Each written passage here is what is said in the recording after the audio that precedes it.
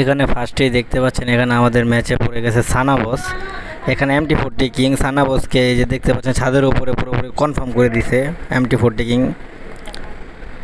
And তারা একটা টিমমেটকেও confirm করে দিয়েছে যে আমার সামনে MT40 কিং আছে। অ্যান্ড এখানে এসকে নাইম আবার কনফার্ম করে দিল সানা বসকে, কিন্তু তারা বারবার রিভাইভ করতেছে। এসকে নাইম TTBL থেকে দেখতে পাচ্ছেন আমাদের টিমমেট সানা বসকে আবারও নক করে দিল। এখন এখানে গাইস এখানে হবে শেষ ফাইটটা। এখানে আমরা 3 জন অ্যালাইভ আছি। মিল্কি অলরেডি মারা গেছে, দেখতে পাচ্ছেন তার এই বিল্ডিংয়ের মধ্যে তারা সবাই আছে। এখনও পর্যন্ত 14 জন অ্যালাইভ।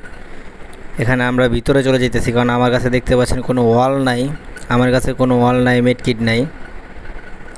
এখানে একটা মেড কিট আমার টিমমেট আমাকে দিছিল, যেটা আমি তাড়াতাড়ি করে নিলাম।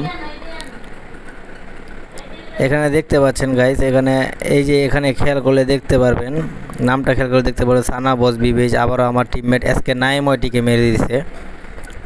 এখন MT40 এসপি দেখতে পাচ্ছেন আর 2 এসপি আছে। এখন হবে গাইস শেষ ফাইটটা।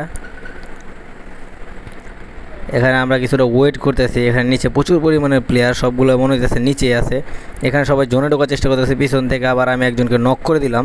এখানে আবার আমাদের শাকিল ভাই MT40 একটা নক করেছে, কিন্তু সানা বস দেখতে পাচ্ছেন ওয়ান্টেডকে কিল করলো। এই যে সানা বসের ওয়াল, পিছন থেকে সানা বসের টিমমেট মামা গেমিং আমাকে নক করে দিয়েছে।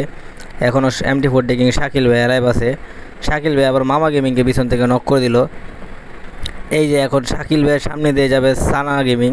এই যে দেখতে পাচ্ছেন, এই যে এটা হলো মেয়ে ক্যারেক্টার সানা গেমিং বিবেজ। তাকে ভালো রকম হিট দিছিল, কিন্তু দেখতে পাচ্ছেন গোস্তা জট সানা গেমিংকে মেরে দিছে।